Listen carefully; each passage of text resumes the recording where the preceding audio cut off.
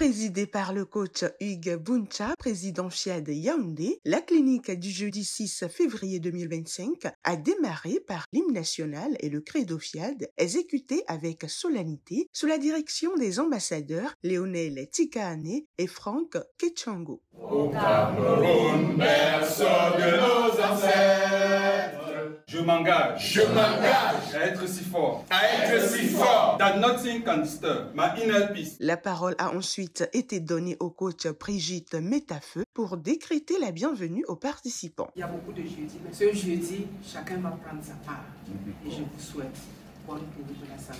À la rubrique Pourquoi j'aime le FIAD, c'est dans la bonne humeur qu'on lui connaît que le coach Roger Kolokoso s'est exprimé. Quand on parle d'ambassadeur, ça veut dire que tu as un rang, tu es un représentant. Et ici, donc maintenant, nous connaissons très bien qui nous représentons.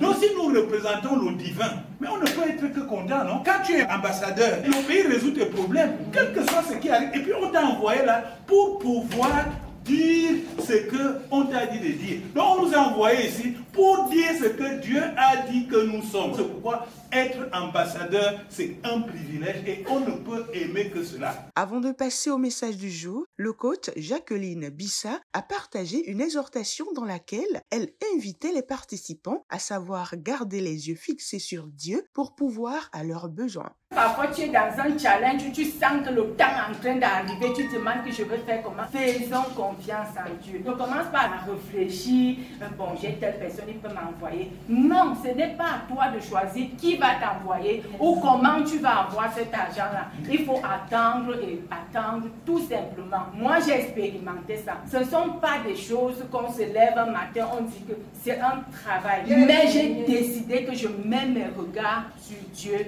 et il s'occupera de moi et il le fait. Ensuite, l'ambassadeur Mélène Danfac a partagé une exhortation dans laquelle elle montrait l'importance de savoir garder son calme face à toute situation. Chaque jour, Dieu met des opportunités sur notre chemin. Dès que tu es déjà perturbé par les pleurs, les défis, et cela, tu ne vas pas voir, tu ne pourras pas observer, tu ne pourras même pas te rendre compte. Si tu n'es pas serein devant les situations, tu ne pourras pas les affronter. Si tu n'apprends pas à avoir l'estime de soi, tu ne pourras pas avoir la capacité et le courage de dompter les situations parce que c'est la façon dont on aborde chaque situation qui fait de nous ce que nous osons être. C'est alors que le coach Roland Chokessi est venu décrypter le thème de la semaine qui porte sur le pouvoir de l'estime de soi. Avant, j'étais une personne très arrogante. J'étais celle qui était tout le temps en train de dire il sait même que je suis une Chokessi, il parle comme ça à qui? Mais au final, j'ai réalisé que le même Dieu qui est en moi, c'est le même Dieu qui est en elle, sans aucune différence. Comme vous le constatez, l'estime de soi n'est pas une forme de surestimation de soi. L'estime de soi est une reconnaissance et une valorisation de Dieu en moi et par conséquent de Dieu en l'autre. L'appel à contribution du coach Antoine Fomo et l'installation du logiciel de restauration et de réussite intégrale dirigé par le coach Gisèle Mambou ont mis fin à cette belle soirée. Je renonce à ma nature humaine et à ses conditions charnelles. Je renonce à ma nature humaine et à ses conditions charnelles. Je renonce à